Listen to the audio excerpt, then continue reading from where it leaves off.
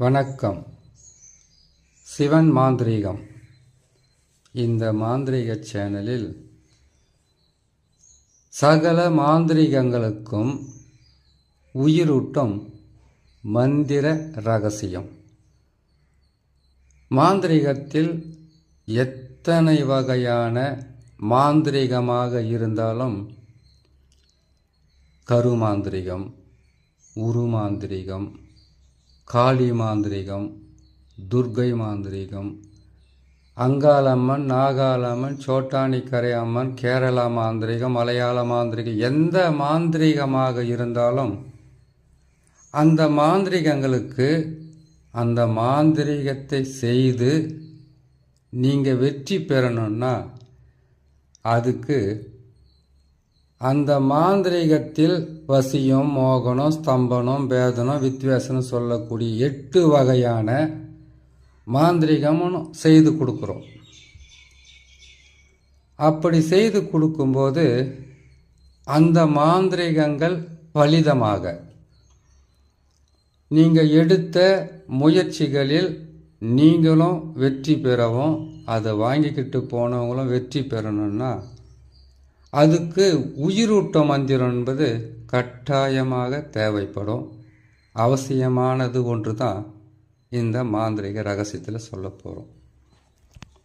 இப்போது நமச்சிவாயம் என்று சொல்லக்கூடிய 5 எழுத்து மந்திரத்தை, 5 எழுத்து அச்சாரத்தை, 5 எழுத்தின் ரகசியத்தை வச்சு அஷ்டகர்மம் 8ஐயும் செய்யலாம். ஒவ்வொரு அஷ்டகர்மத்தையும் 16 வகையிலும் பிரித்து செய்யலான்றது மாந்திரீகத்தில் இருக்கக்கூடிய ஒரு ரகசியம். சில எழுத்துக்களை மட்டும் வைத்து மூல மந்திரங்களை பயன்படுத்தி ஒரு சில நாட்களிலேயே வெற்றி பெறக்கூடிய மாந்திரீகமும் இருக்குது. அதுக்கு கடுமையான மாந்திரீக பயிற்சி தேவைப்படும். ஒரு மாந்திரீகத்தை நீங்கள் செய்து வெற்றி பெறணும்னா முதல்ல அதுக்கு தேவையானது அஷ்டகர்ம மை. அந்த அஷ்டகர்ம மையை செய்து பதப்படுத்தி அதுக்கு தேவையான மந்திர உரு போட்டு வசியமையா அதுக்குண்டான வசிய மந்திரத்தை சொல்லி அதை பதப்படுத்தி வச்சுக்கணும் செய்து. மோகனமையா வசியத்திலிருந்து பிரித்து மோகனத்துக்குண்டான இப்போ வசிய மைய அரைச்சா வசிய மைய நீங்கள் தயார் செய்துட்டீங்கன்னாக்கா அந்த மைய அந்த அஞ்சனத்தை 2ஆக பிரித்து ஒன்று வசிய மந்திரத்தை சொல்லி வசியப்படுத்துறதுக்கு செய்யலாம். மோகனத்துக்கு மோகன மந்திரத்தை சொல்லி மோகனத்தை நம்ம செய்து வெற்றி பெறலாம். ஆக்கர்ஷணத்துக்கு தனியாக மை செய்ய வேண்டியதாக இருக்கும். வித்வேசனத்துக்கு தனியாக மை செய்ய வேண்டியது இருக்கும். பேதனத்துக்கு தனியாக மை செய்ய வேண்டியது இருக்கும். கெட்டது தான் ஒரு கெட்ட மையை அரைச்சி 8 வகையான மாந்திரிகத்தையும் செய்ய முடியாது. ஆனால் கெட்டது செய்கிறதுக்கு உண்டான மைகளை கூட தனித்தனியாக தான் செய்ய முடியும். வசிய மோகனத்துக்கு மட்டும் மோகனம் என்பது மற்றவர்கள் நம் மீது மோகிக்க வைப்பது தான் மோகனம். அதாவது மனிதர்களாக இருந்தாலும் சரி, விலங்குகளாக இருந்தாலும் சரி, எந்த ஒரு உயிரினமாக இருந்தாலும் அதை நம்மீது மோகம் கொள்ள வைப்பதுக்கு செய்வது தான் மோகனம். வசியம் அப்படி கிடையாது. வசியத்தில் சாதாரணமாக நம்ம வசியம் சொல்லிடுறோம். அந்த வசியத்தை பார்த்திங்கனாக்கா எத்தனையோ வகைப்படும். ஆண் வசியம், பெண் வசியம், ஜனவசியம், தனவசியம், சர்பவசியம், ஜலவசியம், இப்படியெல்லாம் சொல்லலாம். ராஜவசியம், இப்படியெல்லாம் இருக்குது. இன்னும் பல வசியம் கூட இருக்குது. அதில் இந்த வசியத்தெல்லாம் சேர்த்து ஒரு வசியமாக மிகவும் உயர்ந்த வசியமாக செய்வது தான் ராஜவசியம். ராஜவசியம்னாவே ஒரு அரசனுக்கு அந்த அந்த அரசன் இருக்கக்கூடிய நாட்டில் இருக்கிற எல்லா மனிதர்களும் கட்டுப்பட்டு அந்த அரசனை தெய்வமாக மதிக்கணும். அவர் சொல்கிறதுக்கு எல்லாமே இவங்க ஆமாஞ்சாமி போடுறது இல்லை அவரை கடவுளை போல மதிக்கணும்னு கேட்டிங்கன்னாக்கா அதுக்கு தான் ராஜவசியம். அந்த ராஜவசியமாகப்பட்டது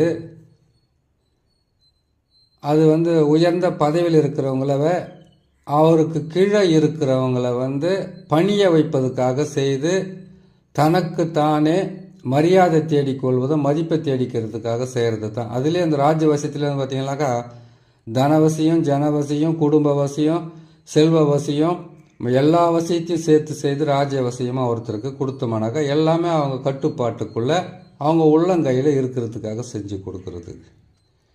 இந்த மாதிரி எந்த வசியமாக இருந்தாலும் மாந்திரீகத்தில் அஷ்டகர்ம மைய முதல்ல தயார்படுத்தி வச்சுக்கணும். இது செய்யவே ரொம்ப நாள் ஆகும். அதுக்கப்புறம் இன்னொரு முறை நாம் செய்கிறதுக்கு தேவையான மூலிகைகளை சேகரித்து வச்சுக்கணும். ரெண்டாச்சு. மூணாவது அஷ்ட கர்மம் என்பது கருமம் என்றால் தொழில். அஷ்ட கர்மனாக்கா 8 தொழில்னு அர்த்தம். அந்த தொழிலில் பணத்துக்காக செய்யலாம், இல்லை வெற்றி பெறணுன்ற ஒரு நம்ம எதனா ஒரு தொழில் செய்யணும் வெற்றி பெறணுன்ற ஒரு ஆசை இருக்கலாம், இல்லை அதையே ஜெயிக்கணுன்ற ஒரு எண்ணத்தில் கூட செய்யலாம். அதே போல் வசியம் பண்ணுறதுலையும் சரி எதுவாக இருந்தாலும் அது செய்து ஜெயிக்கணும் நீங்கள் முடிவு பண்ணிட்டீங்கன்னாக்கா அதுக்கு தேவையான மூலிகைகளும் கட்டாயமாக இருக்கணும். 2. அதுக்கப்புறம் கர்ம பொருட்களை எல்லாமே சேகரித்து வச்சுக்கணும். கெட்டது செய்கிறதுக்கு என்ன பொருள் செய்யணும், நல்லது செய்கிறதுக்கு எந்த பொருள் செய்து வச்சுக்கணும், இது எல்லாமே பதப்படுத்தி வச்சுக்கணும். அதுக்கப்புறமாக மந்திரங்களை நீங்கள் பயன்படுத்தி அந்த மந்திரங்களை சித்தி பண்ணி வைக்கணும்.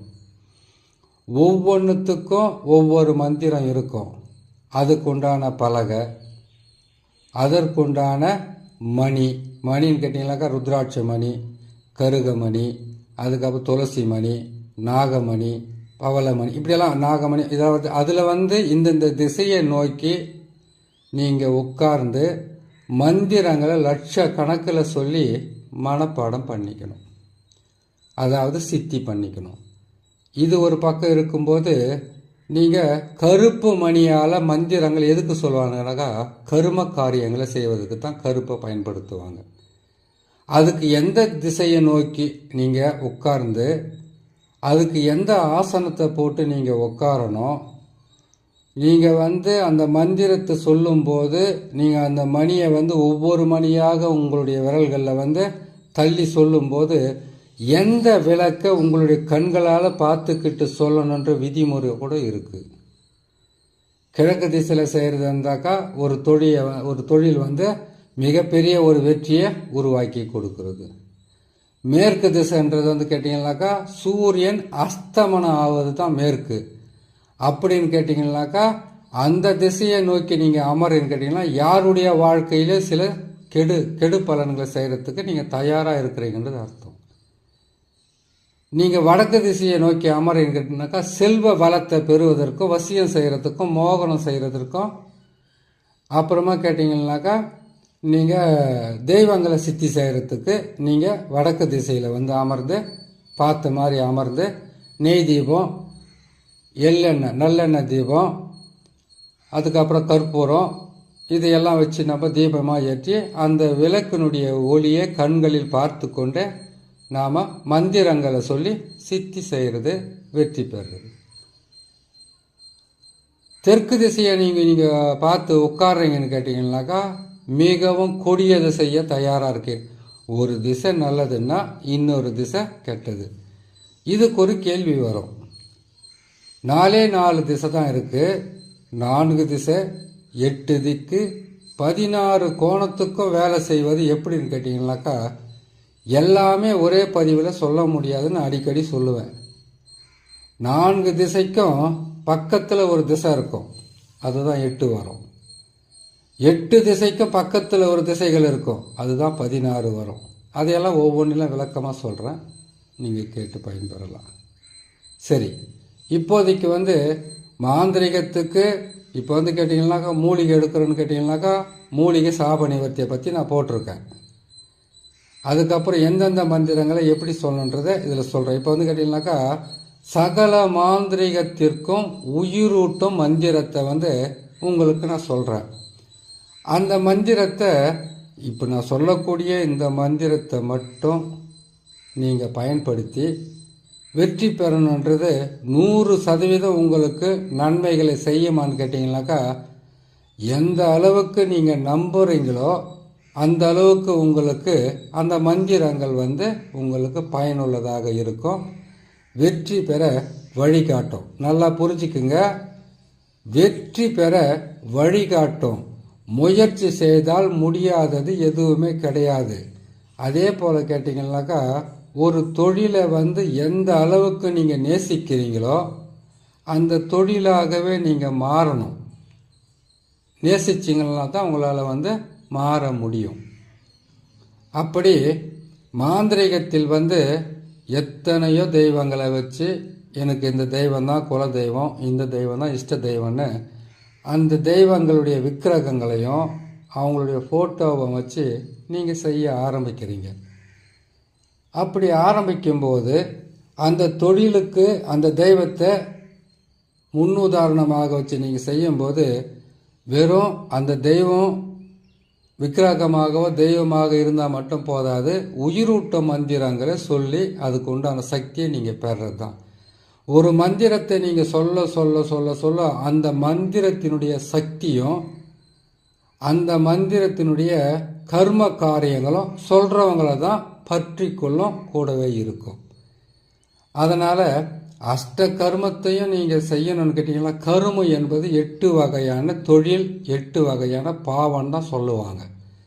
அப்படி இருக்கும்போது அதிலிருந்து நீங்கள் செய்து வெற்றி பெறணும்னு கேட்டிங்கனாக்கா, முதல்ல நீதி, நேர்மை, நியாயமெல்லாம் கடைப்பிடிக்கணுன்றதை விட காரணம் தெரியணும். ஒருத்தரை வசியம் பண்ணணுன்னா காரணம் இருக்கணும், ஒருத்தரை மோகிக்க வைக்கணும்னா மோகனம் செய்யணும்னா காரணம் இருக்கணும், ஒருத்தருக்கு பைத்தியம் பிடிக்க வச்சு அலைய வைக்கணும் பேதனம் செய்யணும்னா அதுக்கு காரணம் இருக்கணும், வித்வேசனம் செய்து பிரிக்கிறதா இருந்தால் காரணம் இருக்கணும். தவறு தப்பு இல்லாமல் அதை விலக்கி அவங்களுக்கு நல்லது செய்கிறதுக்கு உண்டான வழியை நீங்கள் செய்துக்கிட்டு போனீங்கன்னாக்கா உடனுக்குடனாக நல்லது நடக்காது. ஆனால் படிப்படியாக முன்னேற்றம் அடைஞ்சிக்கிட்டு போக போக உங்களுடைய பேரும் உங்களுக்கு உண்டான வாழ்க்கைக்கு தேவையான அனைத்துமே அதில் கிடைக்கும். சரிங்க, இப்போது சகல மாந்திரிகம் செய்கிறதுக்கும் உயிரூட்ட மந்திரத்தை சொல்கிறேன், பொறுமையாக கேட்டுங்க. ஏதாச்சும் நான் பேசும்போது சொல்லும்போது பல யோசனைகள், அஷ்ட கர்மன்றது பார்த்திங்கன்னா 8, இதை 108 வகையாகவும் செய்ய முடியும். அப்படி இருக்கும்போது நீங்கள் இதை நான் சொல்லும்போது சிறு பிழைகள் இருக்கலாம். ஏன்னு கேட்டிங்கன்னாக்கா சிறு பிழைகள் இருக்கலாம், பேசும்போது சில வார்த்தைகள் உங்களுக்கு தவறி கூட வரலாம். அதை நீங்களே அட்ஜஸ்ட் பண்ணிக்கிங்க கொஞ்சம் கொஞ்சமாக. கரெக்டாக பேசியிருப்பேன்னு நான் நினைக்கிறேன். குறைய குற்றங்கள் இல்லாமல் யாரால் எதையும் செய்ய முடியாது, சொல்ல முடியாது. இருந்தால் அதுக்கு உண்டான இது ஏதோ தெரியாமல் அதுக்குன்னு நினச்சிக்கங்க. சரிங்க, இல்லை கரெக்டாக வந்திருந்தா சந்தோஷமே. சரி, சகல மாந்திரிகங்களுக்கும் உயிரூட்ட மந்திரங்களை சொல்லிக்கிட்டு வரேன். முதல்ல நம்ம சொல்ல வேண்டியது கணபதி மந்திரம். கணபதி மந்திரத்தை பொறுத்த வரைக்கும் எத்தனையோ மந்திரம் இருக்குது. அந்த மந்திரங்களில் நீங்கள் 10 மந்திரத்தோடு கற்றுக்குங்க, ஒரே மந்திரத்தோடு முடிச்சுக்குங்க. ஆக மொத்தத்தில் அது கணபதி மந்திரம். அதில் ஒரு மந்திரத்தை சொல்கிறேன். ஓம் சிவசுதா ஓம், சக்தி சுதா ஓம், சித்தி புத்திர காதலா ஓம், வல்லபய பிரியவோம், சரவணபவ ஜோஷ்டேவம், சர்வ பீஷ்ட ஹாதவம், ஓம் கணபதி நம நம, ஐயும் கிளியும் சபும் ஓம். இந்த மந்திரம் கணபதி மந்திரம். முதல் கடவுள் இவருடைய மந்திரம் இல்லாமல் எந்த காரியத்தையும் தொடங்கக்கூடாது, நல்லதாக இருந்தாலும் கெட்டதாக இருந்தாலும். இந்த மந்திரத்தை தான் நீங்கள் சொல்லிக்கணும்னு கிடையாது. இது ஏன்னு கேட்டீங்கன்னாக்கா ரொம்ப நல்ல மந்திரன்றதுனால உங்களுக்கு சொல்கிறேன். உங்களுக்கு பிடிச்ச மந்திரத்தை நீங்கள் சொல்லிக்கலாம். ஏன்னு கேட்டீங்கன்னா ஓம் கணபதி வருக ஓங்கார கணபதி வருக ரிங் கணபதி வருக வருக ரிங்கார கணபதி வருக ஸ்ரீங் கணபதி வருக ஸ்ரீங்கார கணபதி வருக நான் நினைத்த காரியங்கள் வசிய வசிய வய நம சிவாய நம ஓம் ரீம் ஸ்ரீம் ஹவ்வும் சவ்வும் கணாய கணாய வருக சுவாக. இந்த மந்திரமும் இருக்குது. உங்களுக்கு பிடிச்சது எந்த மந்திரமாக இருந்தாலும் உங்களுக்கு மனசுக்கு பிடிச்சா தான் அது மந்திரம். அதை நீங்கள் சொல்லிக்கலாம். அடுத்ததாக குரு மந்திரம். ஓம் குரு பிரம்மா குரு விஷ்ணு குரு தேவோ குரு மகேஸ்வரா. அதாவது கேட்டிங்கனாக்கா குரு மந்திரன்றது தெரியாது யாருமே இருக்க மாட்டாங்க. அதனால் குரு மந்திரத்தை கட்டாயமாக கணபதி மந்திரத்தை சொல்லி முடித்த உடனே குரு மந்திரத்தை நீங்கள் சொல்லிடணும். அது உங்களுக்கு கற்றுக் கொடுத்த குருவாக இருந்தாலும் அந்த மந்திரத்தை சொல்லாமல் நீங்கள் அதை செய்தால் அவ்வளவு உங்களுக்கு பலன் கொடுக்காது. குரு வணக்கம் கட்டாயமாக தேவைப்படும். அதுக்காகத்தான் இந்த ஓம் குரு. அது கேட்டிங்கனாக்கா இன்னொரு ரகசியமும் இருக்குது. குரு மந்திரத்தில் ஓம் குரு பிரம்மா குரு விஷ்ணு குரு தேவ மகேஸ்வரா குரு சாட்சாத் பரபிரம்மா தஸ்மி ஸ்ரீ குருவே நமன்ற மந்திரமும் இருக்குது. உங்களுக்கு பிடிச்ச குருவை யாராவது அவங்க சொல்கிற மந்திரமும் இருக்குது. அதை நீங்கள் பயன்படுத்திக்கலாம். சரிங்களா? 2 மந்திரம் ஆச்சு. அடுத்தது கேட்டிங்கனாக்கா மூலிகை சாபத்துக்குன்னு இருக்குது, எந்திர சாபத்துக்குன்னு இருக்குது, மந்திர சாபத்துக்குன்னு சில மந்திரங்கள் இருக்குது. இதெல்லாம் ரொம்ப முக்கியமான மந்திரமோ இது மூல மந்திரமோ அதுக்கு உண்டான வழியும் இருக்கிறதுனால இது உங்களுக்கு நான் முக்கியமாக சொல்லி ஆகணும். ஏற்கனவே சொல்லியிருந்தா கூட இதை நீங்கள் கேட்டு பயன்படுறதுல எந்த தவறும் கிடையாது. சரிங்களா? முதல்ல மூலிகை சாப நிவர்த்தி. மூலிகை சாபத்துங்களை பொறுத்த வரைக்கும் 3 மந்திரத்தில் கூட சொல்லி முடிக்கலாம். அதாவது சிவன் சாபம் நசி நசி, சக்தி சாபம் நசி நசி, தேவர்கள் சாபம் நசி நசி, சித்தர்கள் சாபம் நசி நசி, நசி நசி நசி எனக்கு வசியமாவாய் கடவ ஓம். இந்த மந்திரத்தை மூலிகை சாபத்துக்காக எடுத்துக்கலாம். மந்திர சாப நிவர்த்தி. மந்திரங்களுக்கு நீங்கள் சொல்கிற மந்திரமே சாபமாக ஆகும். இது நீங்கள் கண்டுபிடிச்ச மந்திரமோ நான் கண்டுபிடிச்ச மந்திரமோ கிடையாது. இந்த மந்திரத்துக்காக உயிர் கொடுத்து இது எல்லாம் இப்படி வரணுன்றதுக்காக சொற்களை அப்படியே ஒரு மாலை போல கோர்த்து அதுக்கு எந்த விதமான பிழையும் பாவம் வராமல் இவ்வளவு தெளிவாக சொல்லியிருக்காங்கன்னா அந்த சித்தர்களுடைய சாபம் உங்களுக்கு படக்கூடாது. ஏன்னு கேட்டிங்கன்னா மாந்திரிகத்தில் போனோன்னா ஒரே நேர்மையாகவும் கடமை கண்ணியம் கட்டுப்பாடு தவறாமல் செய்ய முடியாது. தவறு நீங்கள் ஒருத்தருக்கு வசியம் பண்ணுறீங்க, இன்னொருத்தருக்கு துரோகம் பண்ணுறீங்க. அது நீங்களாக இருந்தாலும் நானாக இருந்தாலும். அதனால் அந்த மந்திரங்களை கண்டுபிடிச்சவங்களுடைய சாபங்களும் பாவங்களும் வரக்கூடாது. நீங்கள் செய்து கொடுத்தது அதான் சொல்கிறாங்க தெரியல, எத்தனையோ பாவம் பண்ணிட்டு தான் போயிட்டு கோயிலுங்களில் உக்காந்துக்கிட்டு கடவுள்கிட்ட வணங்கிட்டு வந்தாக்கா அவங்கக்கிட்ட பாவத்தை ஒப்படைச்சிட்டு வர்ற மாதிரி. ஒரு மனுஷங்கிட்ட குறைய சொல்கிறத விட பாவத்தை ஒப்படைக்கிற மாதிரி தான். சரிங்க. எந்திரம் மந்திரம் மூலிகை இந்த சாப நிவர்த்திகளை பற்றி மூலிகை சாபத்துக்கு சொல்லியாச்சு. அடுத்தது எந்திர ராஜ்ய வித்மகே. முதல்ல ஓம் என்ற எழுத்து கட்டாயமாக வேணும். ஓம் எந்திர ராஜய வித்மகே மகா எந்திரய தீமகே தன்னோ எந்திர பிரசோதயத். இந்த மந்திரத்தை பல ஆயிரக்கணக்கில் லட்சக்கணக்கில் உரு போட்டு ஒரு திசையிலிருந்து சொல்லிடக்கூடாது. இப்போ ஒரு 10,000 மந்திரத்தை சொல்கிறீங்கன்னு கேட்டிங்கன்னாக்கா கிழக்கு திசையில் உக்காந்திங்கன்னா 10,000. அது ஒரு வாரத்துக்கு சொல்லணும். இந்த திசையில் ஒரு வாரத்துக்கு இப்படியெல்லாம் நீங்கள் மனப்பாடம் பண்ணுவீங்க. 4 திசை 8 திக்கு 16 கோணத்தையும் உங்கள் கைக்குள்ளே வசப்படுத்திடணும்.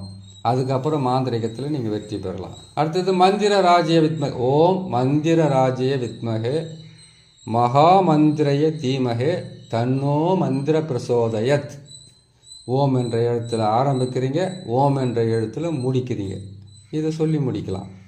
இது சகல மாந்திரிகத்திற்கும் அந்த கருக்களாக இருந்தாலும் எல்லா திசையிலையும் சொன்னீங்கன்னாக்கா உயிரூட்ட மந்திரமாக வந்துடும். சரி, எந்த வேலை செய்தாலும் இப்போ மை செய்கிறீங்க, நீங்கள் வேறு பாவம் செய்கிறீங்க, இல்லைன்னு கேட்டாக்கா நீங்கள் ஐங்கோல மை தயார் செய்கிறீங்க, குழி தைலத்தை ரெடி செய்கிறீங்க, எதுவாக இருந்தாலும் சரி அதுக்குன்னு ஒரு மிகவும் சக்தி வாய்ந்த மந்திரம் ஒன்று இருக்குது.